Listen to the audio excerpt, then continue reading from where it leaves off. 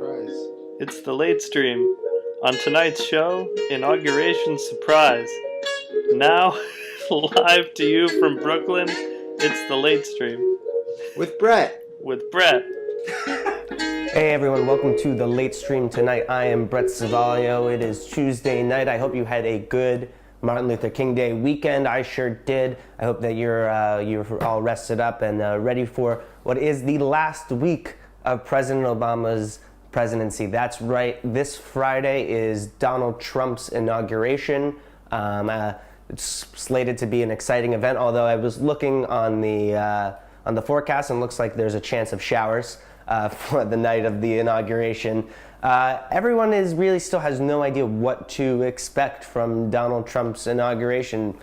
Who's going to perform? What will his speech be like? Will he take the oath of office on a copy of The Art of the Deal? No one really knows. This is just part of the uncharted territory that we're going to.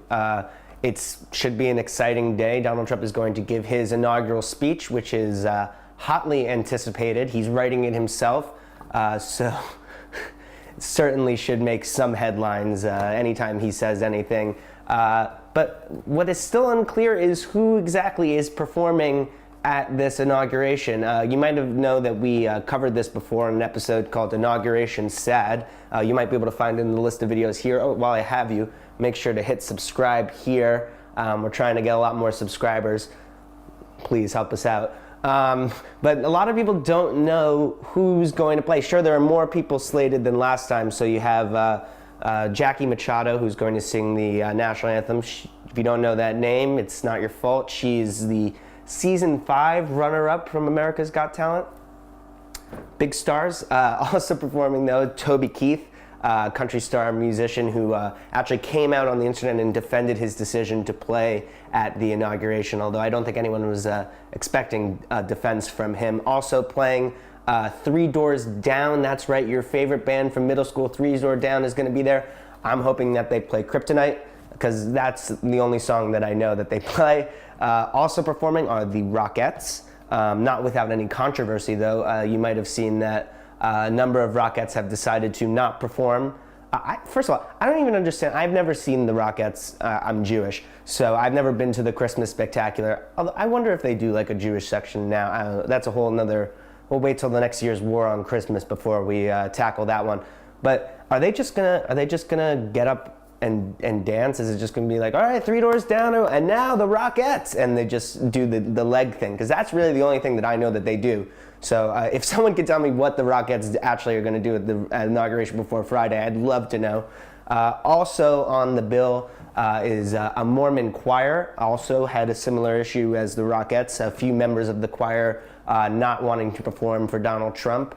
Donald Trump then attacked them and said that they don't want to perform for the country, but it's a whole back and forth. And then, of course, Miss Machado, who's going to be doing the national anthem. There were some other names floating around that apparently have dropped out. People who were invited who either said no or then said yes and then no and then yes and then ultimately no. One of which is a Bruce Springsteen cover band. I guess they did a little research on how Bruce Springsteen feels about Donald Trump. Give you a little clue, it's not great. Also, 2 Chainz came out over the weekend and said that he was invited to play and declined, although looking at Donald Trump's history, I think that maybe 2 Chainz was a little confused and he was actually offered a position at HUD and not to perform. But there's no confirmation on that.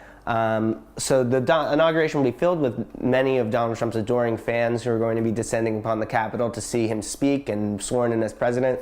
It's also expected for there to be a lot of protests, some angry and sad people, but no one will be as sad in that audience as Hillary Clinton. That's right. Secretary Clinton is going to the inauguration of her former rival, as she is a former first lady, so it's customary for her to come. So if you're watching it and you think that you couldn't be any sadder, just remember that Hillary Clinton is actually there watching this all happen. Which goes for a matter of fact, I mean, if you're just having a hard day or you're having a rough time, just think about old HRC and the strife that she's had. Although now thinking about it, she hasn't had it too bad. She just didn't get the presidency. After the inaugural ceremony, Donald Trump will proceed down Pennsylvania Avenue from the Capitol to the White House. This is always a celebratory parade. Kind of unexpected how this is going to go down. At one point in the parade, the president always gets out and walks amongst the people, sort of as a sign of democratic values. It's reported that Donald Trump is going to get out of his motorcade and start this right in front of his hotel, in the old post office in Washington, D.C. I wouldn't be surprised if he stopped while he has all the cameras on him and does a quick little 30-second ad for the hotel. I mean, 30 seconds. He could do a 15-minute ad if he wants to. He's done it before. Why won't he do it again? From there, then Donald Trump will go into the White House, and then that's it. He's present. They move in, him and his family, although his wife and son are going to be staying in New York, so I guess it'll be just him. The president is allowed certain liberties in the residence. You're allowed to design it however you see fit.